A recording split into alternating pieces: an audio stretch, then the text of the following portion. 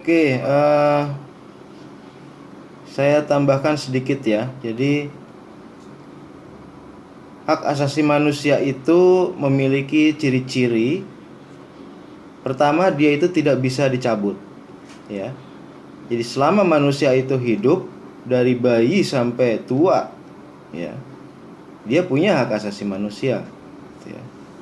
Dia juga tidak bisa dibagi, tidak bisa diberikan, dan juga hakiki, ya. Dan hak asasi manusia itu universal, artinya dia berlaku di seluruh permukaan bumi ini. Manusia dari manapun itu dia memiliki hak asasi manusia, gitu ya. Nah, HAM itu melekat ya manusia sejak lahir, ya, tentu sampai dia meninggal, dan bersifat kodrati dan fundamental. Dia merupakan anugerah Tuhan, ya, yang Maha Esa, yang harus dihormati, dilindungi, dijaga, ya, oleh setiap individu dan juga oleh negara tentu, ya. Nah, nilai-nilai universal yang terkandung dalam HAM yang pertama adalah kesamaan, ya. Kesamaan dalam arti bahwa setiap manusia memiliki HAM yang sama, gitu ya.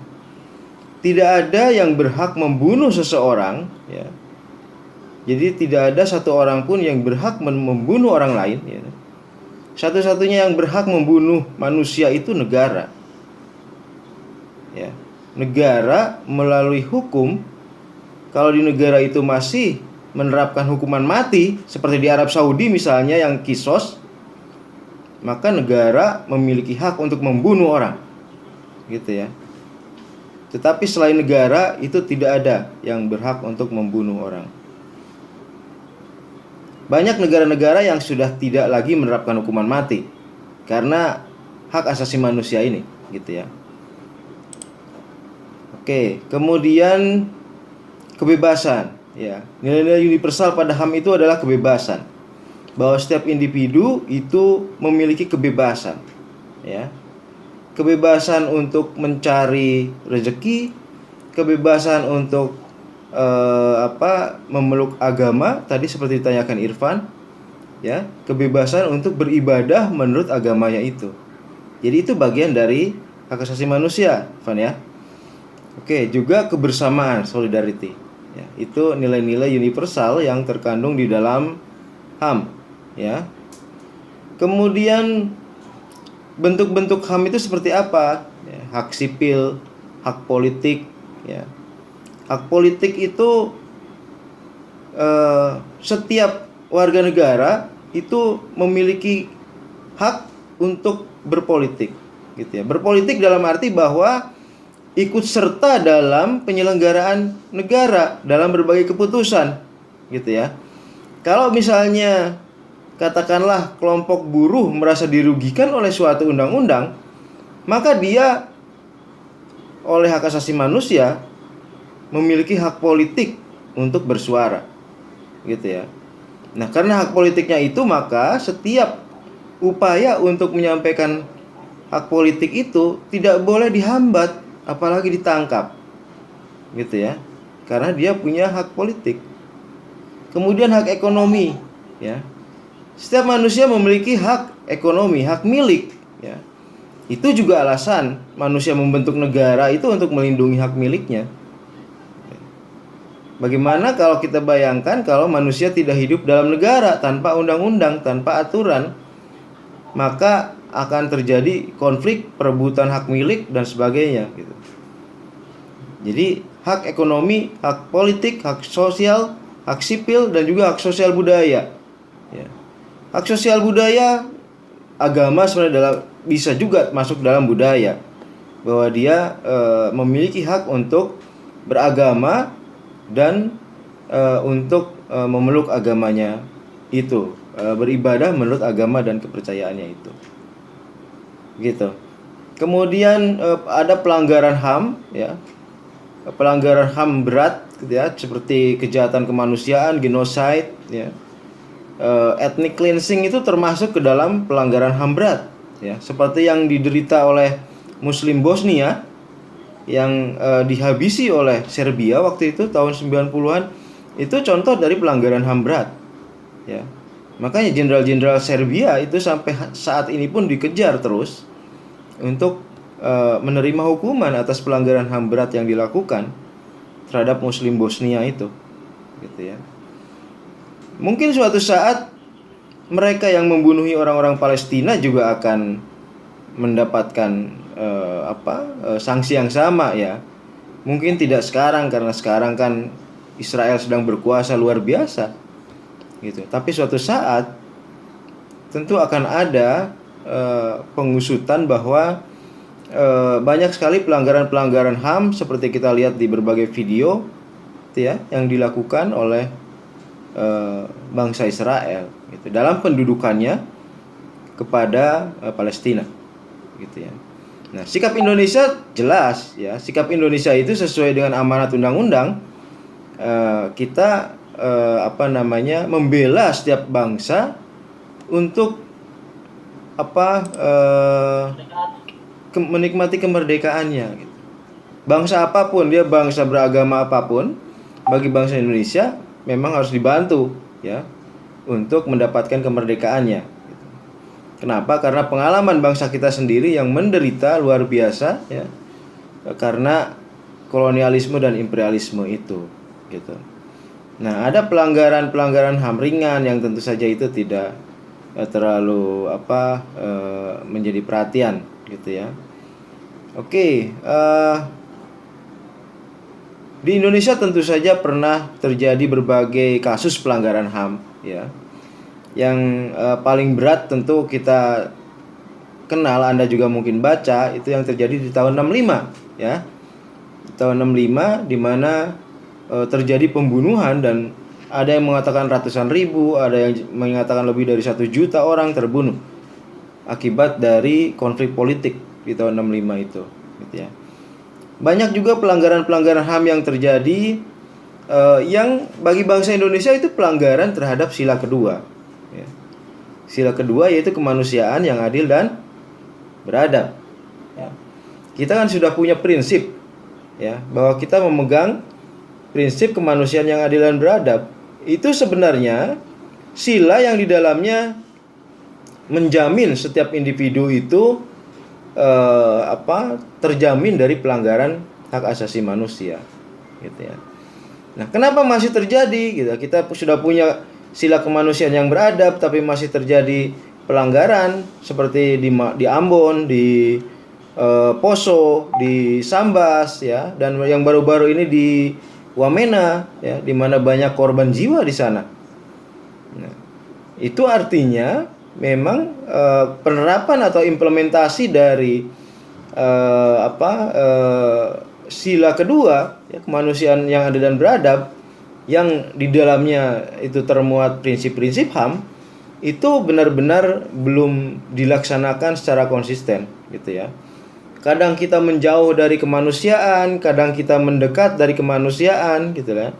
Itulah Pancasila sebagai cita-cita itu di situ, ya. Selalu dikejar tapi kadang kemudian jauh dari cita-cita. Kadang terjadi konflik, kadang terjadi bunuh-membunuh, gitu ya. Kalau Anda lihat videonya di konflik Sambas misalnya, sampai kepala manusia diangkat-angkat pakai bambu, gitu ya. Itu kan luar biasa, pelanggaran yang luar biasa terhadap hak asasi manusia, gitu. Ya, tetapi itulah manusia, gitu. Ya. Itulah manusia yang, ya, mungkin di kitab suci juga dikatakan bahwa kerjanya ya menumpahkan darah, gitu. Ya. Nah, tetapi karena kerjanya pada dasarnya manusia menumpahkan darah, maka kemudian setelah membentuk negara, ya, negara berupaya untuk meminimalisir kebiadaban itu, gitu ya. Makanya membuat prinsip kemanusiaan yang adil dan beradab agar kebiadaban itu dihentikan, ya, dan kemudian melaksanakan prinsip-prinsip kemanusiaan, gitu ya. Antara lain prinsip HAM itu, gitu ya. Nah, itulah yang kita pelajari hari ini, ya, yaitu hak asasi manusia, di mana setiap manusia itu melekat pada dirinya sejak lahir hak asasi, ya. Hak asasi itu hak hidup, ya. Hak milik itu juga hak asasi. Hak bersosial politik itu juga hak asasi, ya. Hak memeluk agama itu juga hak asasi. Dan hak asasi ini untuk yang memeluk agama bagi bangsa Indonesia itu sudah dikunci dengan pasal 29 Undang-Undang Dasar kita, konstitusi kita, ya. Pasal 1 kan menyatakan negara berdasar atas ketuhanan yang Maha Esa. Pasal 2, negara menjamin, ya, kebebasan tiap-tiap individu untuk beragama dan beribadah menurut agama dan kepercayaannya masing-masing gitu. Ya. Di situ terlihat bahwa negara memayungi kebebasan beragama, gitu ya. Karena memang negara mengakui hak asasi manusia, gitu. Ya. Dalam konstitusi itu ada pasal-pasal yang memang terkait dengan hak asasi manusia. Kalau tidak salah mulai pasal 26 ya sampai 33. Nah, pasal tentang agama tadi pasal 29, gitu ya. Itu hak asasi manusia dalam kaitannya dengan memeluk agama, gitu ya. Bagaimana dengan kalau ada individu atau warga negara yang tidak percaya Tuhan, ateisme? Apakah demi hak asasi manusia kemudian itu harus dibolehkan? Gitu ya. Bung Karno pernah menyatakan bahwa yang beragama itu, ya, yang menerapkan prinsip-prinsip agama itu tidak hanya negaranya, tetapi juga individu-individu di dalamnya hendaknya percaya pada Tuhan, gitu ya. Artinya sebenarnya dari sejak awal Republik ini didirikan, ya, setiap warga negara Indonesia itu harus percaya kepada Tuhan yang Maha Esa, gitu ya. Mau dia memeluk agama Islam, mau Kristen, Katolik, Hindu, Buddha, atau animisme, dinamisme, silakan saja. Ya, ada agama-agama tradisional seperti Sunda Wiwitan, Keharingan, Kejawen, itu dibolehkan. Tetapi yang jelas bahwa setiap warga negara itu harus beragama, ya, dan dilarang untuk menyebarkan pemikiran-pemikiran terkait dengan ateisme, agnostisisme, gitu ya. Ateisme itu tidak percaya pada Tuhan, kemudian agnostisisme itu diam terhadap Tuhan. Jadi dia tidak ngurusi mau ada Tuhan kayak mau tidak ada Tuhan kayak, gitu ya. Nah, dua hal itu, ateisme dan agnostisisme, itu dilarang untuk disebarkan di Republik ini, gitu ya. Kalau misalnya ada individu yang memang tidak percaya Tuhan, kalau untuk dirinya sendiri, ya itu untuk dirinya sendiri, gitu ya. Tetapi begitu masuk ruang publik, pergaulan di Republik ini, maka dia tidak boleh menyebarkan keyakinan seperti itu, gitu. Karena negara kita memang bukan negara agama, tetapi negara yang seluruh penduduknya itu beragama, gitu ya. Dan nilai-nilai agama itu tercermin juga di dalam undang-undang, yang meskipun undang-undang itu tidak mendeklarasikan diri berdasarkan Al-Quran atau Alkitab atau apa, Injil atau apa, gitu ya. Tetapi nilai-nilainya itu pasti masuk, gitu. Kenapa? Karena para wakil rakyat itu beragama. Dan pada saat dia sedang dalam proses penyusunan suatu undang-undang, pasti ada nilai-nilai religius yang masuk di dalamnya, gitu. Ya. Jadi hak asasi manusia itu adalah hak setiap orang, melekat sejak dia lahir, ya, selama hidupnya, tidak bisa dibagi, tidak bisa dihilangkan, ya. Hak hidup, hak milik, ya, hak sosial politik, hak ekonomi, ya, itu semuanya itu melekat pada dirinya, gitu ya. Makanya kita mempertanyakan komunisme. Karena komunisme tidak memperbolehkan hak milik. Bukankah itu artinya pelanggaran terhadap hak asasi manusia? Gitu ya. Nah, makanya kita memang menolak komunisme, gitu ya. Meskipun kata Bung Hatta, bangsa Indonesia itu pada dasarnya masyarakat yang kolektif, tetapi kolektifnya bukan sosialisme komunisme. Kolektifnya adalah kolektif yang religius. Begitu ya. Saya kira itu yang bisa saya berikan kali ini.